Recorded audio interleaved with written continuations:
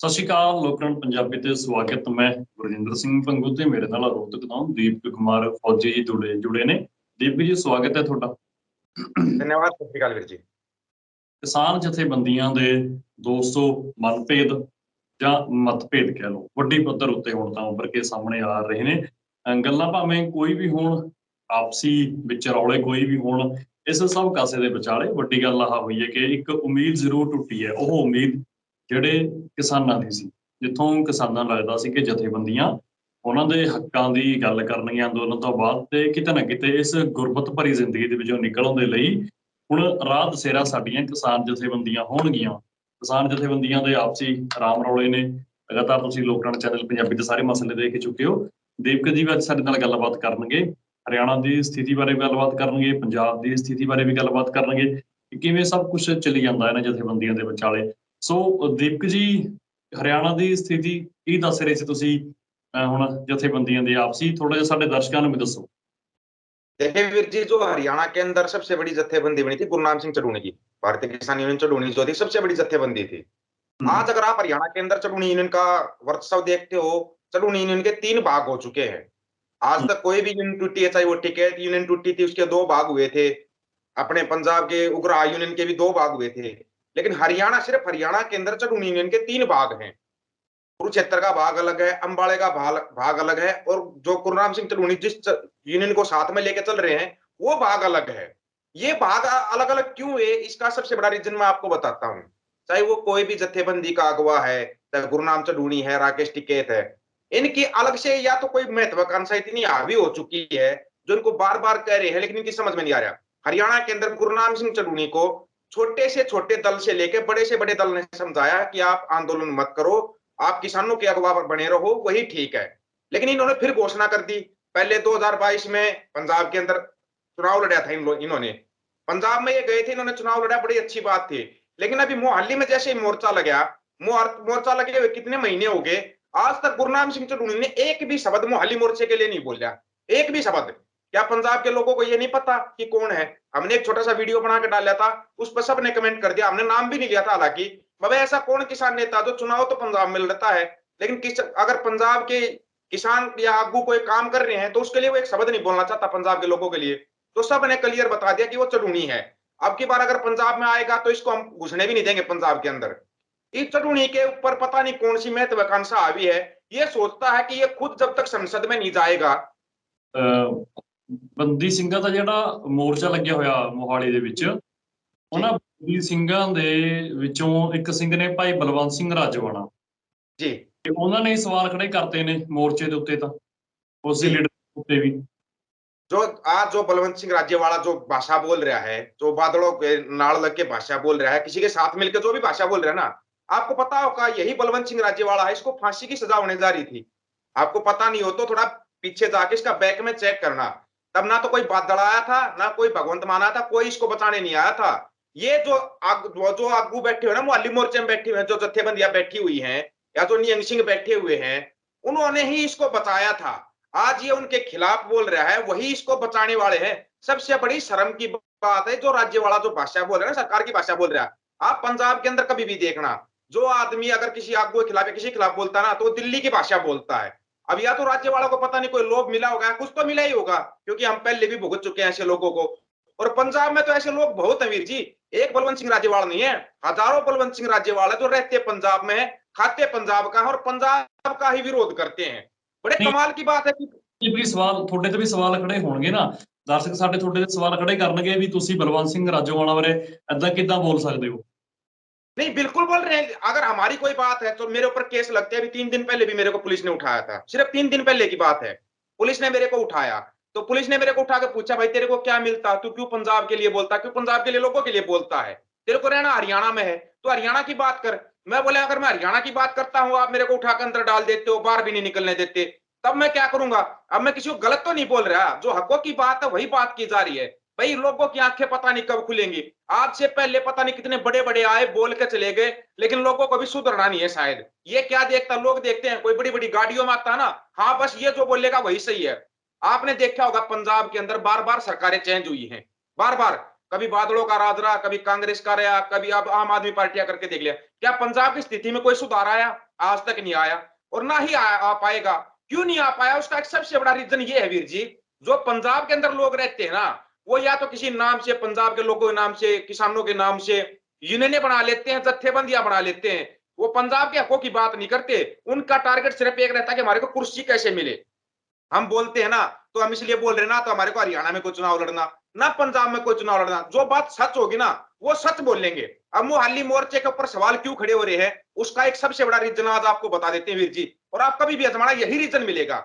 मोहाली मोर्चे के अंदर जो मोर्चा लगा हुआ है मोहाली के अंदर, उसके अंदर निहंग सिंह अगुवाई कर रहे हैं। निहंग सिंह ने क्लियर कर दिया, ना तो किसी पार्टी के नेता को अगवा बनने देंगे, ना किसी किसान नेता को अगवा बनने देंगे। अब चाहे वो किसान नेता है, चाहे कोई भी नेता है, वो बार बार मोहाली मोर्चे पे सवाल उठा रहा है। सवाल उठाने का, अगर आप सवाल उठा रहे हो ना, पहले आप वहां पे जाओ, उनकी मदद करो, तब आप उनसे सवाल करो कि आपने मोर्चा किसकी क्यों लगाया है और किस लिए लगाया है। सवाल तो कोई भी उठा सकता है वीर जी। सवाल तो आपके ऊपर भी उठ जाएंगे कि आप ये न्यूज क्यों बनाते हो। सवाल हमारे ऊपर भी उठ जाएंगे, तू क्यों बोलता है, तेरे को क्या मिलता है। सवाल, जो आदमी कोई काम नहीं कर सकता ना, उसके पास एक बहुत आसान काम बचता है, सवाल उठा दो दूसरे के ऊपर। ਤੇ यूनियन बारे भी दोस्तों थोड़ा ਜਿਹਾ हरियाणा च यूनियन ਦਾ ਕਿਵੇਂ? हरियाणा के अंदर जो यूनियन है, जो किसान यूनियन है वीर जी, चढ़ यूनियन के 3 भाग हो चुके हैं और 3-4 नई नई यूनियनें बन गई हैं और संगठन बना दिए हैं 2-3 लोगों ने। ये जो संगठन बने हैं, जो नई यूनियनें बनी ना, ये बने 2024 के चुनाव के लिए। अब जिनको जो पार्टी फंड दे देगी, ये उस पार्टी का प्रचार करेंगे, उसके लिए वोटों की अपील करेंगे। और ये हरियाणा में पहली बार नहीं हो रहा है, बार बार हो रहा है। हरियाणा और पंजाब की या तो किस्मत खराब लगा लो। किस्मत खराब कैसी है, ये अलग अलग होकर लड़ते हैं, मार खाते हैं। 84 में पंजाब देख लो, 2016 में हरियाणा देख लो, आपके सामने है सब कुछ। अलग अलग होकर लड़े, हमने मार खाई। हमने एकजुट होकर लड़ाई लड़ी। किसान आंदोलन इस बात का गवाह है कि हमने जीत के दिखाया, अगर हम मिलकर लड़े तो।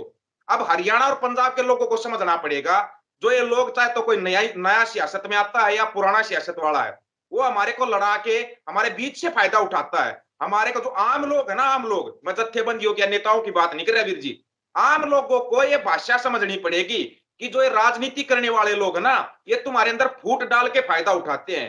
जिस दिन लोग इस बात को समझ के कि नहीं भाई, हमारा तो लड़ाई एक है, हमारा लक्ष्य एक है, मकसद एक है, किसानों का हाल आप चाहे पंजाब में देख लो या हरियाणा में देख लो, हालत बद से बदतर है। पानी ना पंजाब के अंदर बचा, ना हरियाणा के अंदर बचा, फिर पानी कहां जा रहा है। हरियाणा के लोग बोलते हैं पंजाब हमारा पानी नहीं दे रहा। पंजाब को खुद कौन सा पानी मिल रहा है, ये बता दो। पंजाब के किसान वैसे जो पानी जमीन से निकल रहा है वो खराब हो चुका है, तो कहां जाए ये लोग, ये बताओ। आम किसान कहां पे जाए, फिर तो नेता ही रहेंगे। ਬਿਲਕੁਲ ਬਿਲकुल ਸੋ ਪੰਜਾਬ ਦੇ ਵਿੱਚ ਵੀ ਕਿਸਾਨ ਜਥੇਬੰਦੀਆਂ ਦਾ ਆਪਸੀ ਡਿਸਪਿਊਟ ਹੈ, ਮਤਭੇਦ ਨੇ ਵੱਡੇ ਪੱਧਰ ਉੱਤੇ, ਉਸ ਨੂੰ ਕਿਵੇਂ ਦੇਖਦੇ ਹੋ?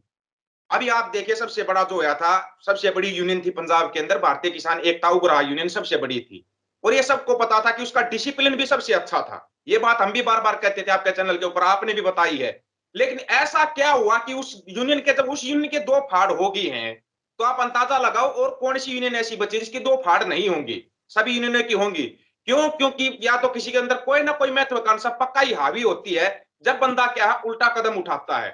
अब जो जिन्होंने अलग से यूनियन बनाई है, वो बोल रहे हैं कि हमारे से बगैर पूछे हमारे ऊपर थोपया जाता था, भैया आदेश है, ये करना है, जबरदस्ती थोपया जाता था। वो अलग से अब क्या करेंगे? अरे अगर आपस में कोई मतभेद है तो बैठ के सुलझाया जाता है। ये नहीं कि हमने अलग से यूनियन बना ली। आंदोलन के दौरान टिकैत यूनियन टूटी थी, बहुत बड़ा सवाल उठे थे। टिकैत साहब ने खुद बोला था कि हमारी यूनियन 2 फाड़ नहीं हुई। वो तो लोगों के सामने आ गया, अलग अलग हो चुकी है। जो टिकैत साहब के साथ 24 घंटे रहते थे, उन्होंने खुद ने अलग यूनियन बना ली थी, लेकिन वो उन्होंने बीजेपी के साथ मिलकर बनाई थी। अब ऐसा क्या हुआ था उस यूनियन के अंदर, ये आज तक एक सबसे बड़ा सवाल है, जिसका जवाब आज तक किसी ने नहीं दिया। चलो उस सवाल का जवाब आज आपको बताते हैं वीर जी, और आजमाना इस जवाब को। राकेश टिकैत राजनाथ सिंह के साथ उसके घरेलू संबंध हैं। अब वहां पे क्या था, योगी आदित्यनाथ को ऊपर करना था। योगी आदित्यनाथ ने जो दूसरे उनके साथी थे, उनसे बात की, तुम अलग से यूनियन बनाओ, फंडिंग हम देंगे। अलग से यूनियन बनाई। अब वो यूनियन जो वो भी अराजनीतिक बोलते हैं अपने आप को, वो योगी आदित्यनाथ की मदद कर रहे हैं, ये राजनाथ सिंह की मदद कर रहे हैं। अब राजनाथ सिंह किस पार्टी से हैं? बीजेपी से हैं। लेकिन टिकैत साहब बोलते हैं कि मैं बीजेपी की कोई मदद नहीं कर रहा, राजनाथ सिंह के साथ मेरे घरेलू संबंध है। घरेलू संबंध बताते हैं, रिश्तेदारी बताते हैं अपनी। राजनाथ सिंह के साथ इनके घरेलू संबंध है। अच्छा, हरियाणा के अंदर इनेलो के साथ इनके घरेलू संबंध है। अच्छा, फिर ये राहुल गांधी से भी मिलने चले गए। कौन सी राजनीतिक किसान यूनियन है, ये बताना एक बार। यही सवाल है जो बार बार खड़े होते हैं किसान यूनियन के ऊपर। अभी अपने गुरनाम सिंह चढ़ूनी साहब हैं, जब जिस टाइम पर किसान आंदोलन चला था, आपको पता होगा आरएलडी के अध्यक्ष है जयंत चौधरी उत्तर प्रदेश के, उन्होंने बहुत पंचायतें की थी किसान आंदोलन के लिए। उस समय पर उन्होंने गुरनाम सिंह चढ़ूनी को बोला था कि आप मेरे से एक बार मिल लो। गुरनाम सिंह चढ़ूनी ने बोला था कि छोटे दलों से, छोटी पार्टियों से हम मिलते नहीं है। लेकिन वही गुरनाम सिंह चढ़ूनी अब वहां पहुंच गए जयंत चौधरी के पास गुलदस्ता लेके कि हम आपका स्वागत करते हैं, आपको राष्ट्रीय अध्यक्ष बनाया गया। अरे वो राष्ट्रीय अध्यक्ष तो पहले से थे, अब कौन सी नई आप राजनीति की चाल चलना चाहते हो? अब ये बताते हैं यहाँ पे सबसे बड़ा रीजन, राकेश टिकैत का वर्चस्व बढ़ता जा रहा है हरियाणा के अंदर। अब गुरनाम सिंह चढ़ूनी सोचता है कि तू उत्तर प्रदेश के अंदर अपना वर्चस्व बढ़ा ले, और उत्तर प्रदेश के अंदर अगर वर्चस्व बढ़ाना है तो वो जयंत चौधरी के जरिए बढ़ेगा। तो ये जो इनका आपसी मतभेद है ना, ये सबसे बड़ा नुकसान कर रहा है आम किसानों का। आम किसानों का जो भरोसा था, जो विश्वास था, वो इन किसान यूनियन से पूरी तरीके से टूट चुका है। जी बिल्कुल। ਤੇ ਖਾਸ ਕਰਕੇ ਚਲੋ ਤੁਸੀਂ ਰਾਜਨੀਤਿਕ ਗੱਲ ਕੀਤੀ, ਮਾੜਾ ਮੋਟੇ ਸੰਬੰਧ ਤਾਂ ਹੁੰਦੇ ਹੀ ਨੇ, ਪਰ ਮੇਨ ਤਾਂ ਗੱਲ ਹੈ ਕਿ ਕਿਸੇ ਵੀ ਕਿਸਾਨ ਆਗੂ ਦੇ ਰਾਜਨੀਤਿਕ ਪਾਰਟੀ ਦੇ ਸੰਬੰਧਾਂ ਦੇ ਬਾਵਜੂਦ ਨੁਕਸਾਨ ਤਾਂ ਕੋਈ ਨਹੀਂ ਹੋਇਆ। ਅੰਦੋਲਨ ਜੇਕਰ 26 ਜਨਵਰੀ ਤੋਂ ਬਾਅਦ ਅੰਦੋਲਨ ਟੁੱਟ ਗਿਆ ਸੀ, ਉਹ ਅੰਦੋਲਨ ਵੀ ਟਿਕੈਤ ਸਾਹਿਬ ਕਰਕੇ ਹੀ ਬਚਿਆ। ਜੇਕਰ ਟਿਕੈਤ ਸਾਹਿਬ ਦੀ ਉਹ ਘਟਨਾ ਨਾ ਹੋਈ ਹੁੰਦੀ ਤਾਂ ਅੰਦੋਲਨ ਤਾਂ ਖਿੰਡ ਗਿਆ ਸੀ। ਕਿਸਾਨ ਆਗੂਆਂ ਨੇ ਤਾਂ ਤਿਆਰੀਆਂ ਕਰ ਲਈ ਸੀ ਅੰਦੋਲਨ ਚੁੱਕਣ ਦੀਆਂ ਉੱਥੋਂ। नहीं वीर जी, आज तक ये सबसे बड़ा धोखा है कि जो 26 जनवरी को टिकैत साहब रोए थे, उसके कारण आंदोलन बचा था। नहीं, इस सवाल का जवाब आज हम बिल्कुल क्लियर करना चाहते हैं, और लोगों को पता भी होना चाहिए कि सवाल का जवाब कहां पे अटका हुआ, जो आज तक लोग सोच रहे हैं ना राकेश टिकैत ने आंदोलन को बचाया था। राकेश टिकैत उस टाइम पर रोया था, वो इसलिए रोया था, उसको ये लगा था कि तू मरेगा अब यहाँ पे, बचेगा नहीं। तो उस टाइम पे अजीत चौधरी साहब जिंदा थे, जयंत चौधरी के पिताजी। उन्होंने फोन किया था कि तेरे को रोने की जरूरत नहीं है, कुछ भी नहीं होगा तेरे को। वहां पे सरदार लोग भी बैठे हुए थे। सरदार जी ने ये बोला था, अगर टिकैत साहब आपको डर लगता आप उठ के चले जाओ, मरना होगा तो हम मर जाएंगे। लेकिन वो बात कभी भी मीडिया के अंदर सामने नहीं आई, किसी के सामने नहीं आई आज तक। ਇੱਕ ਗੱਲ ਜਿਵੇਂ ਤੁਸੀਂ ਗੱਲ ਕੀਤੀ ਕਿ ਕਿਸ ਟਿਕੈਤ ਦਾ ਆਪਣਾ ਰਾਜਨਾਥ ਸਿੰਘ ਨਾਲ ਫਿਰ ਵਧੀਆ ਸੰਬੰਧ ਸੀ, ਫਿਰ ਉਹਨਾਂ ਨੂੰ ਕੀ ਲੋੜ ਸੀ ਫਿਰ ਉਹ ਡਰਨ ਦੀ ਤੇ ਮਰਨ ਦੀ? ਬੀਜੇਪੀ ਨਾਲ ਤਾਂ ਵਧੀਆ ਸੀ। उन्होंने रोते हुए ये शब्द बोले हैं, मीडिया के अंदर ये शब्द है, वीडियो है वैसे वैसे आप कभी भी देख सकते हो। उन्होंने बोला कि मैंने आज तक इनकी मदद की है और ये लोग मेरे को मारना चाह रहे हैं, जबकि वो लोग टिकैत को कुछ भी करने नहीं आए थे। वहां पे टारगेट सरदार जितने बैठे थे, सरदारों को टारगेट किया जा रहा था। ये वो राज है जो आज तक लोगों के सामने नहीं आया। टारगेट सरदार थे, लेकिन टिकैत रोया था, डरता हुआ रोया था। वहां पे फिर अजीत साहब का फोन आ गया था, अजीत साहब ने उस आंदोलन को बचाया था, ना कि टिकैत के आंसुओं ने। आप ये बताओ, टिकैत बोलता कि टिकैत रोया तो आंदोलन बच गया, वहां पर तो उत्तर प्रदेश का कोई भी नहीं पहुंचा था। सबसे पहले हरियाणा पहुंचा था, फिर पंजाब वाले पहुंचे थे, जबकि नजदीक उत्तर प्रदेश था। उत्तर प्रदेश से कोई क्यों नहीं आया? उनको पता था कि ये टिकैत फिर बीजेपी में जाएगा।